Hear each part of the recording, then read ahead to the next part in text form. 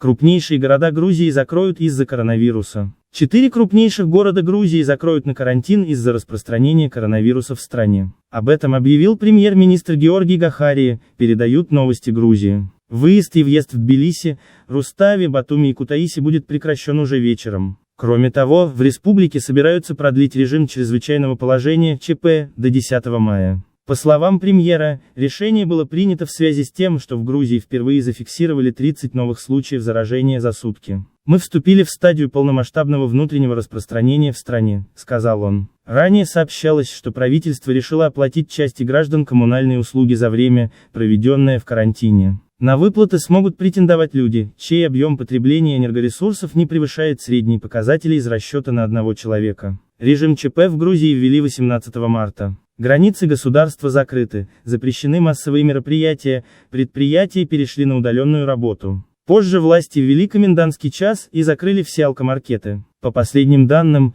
в Грузии зафиксировано 306 случаев COVID-19, 3 умерли.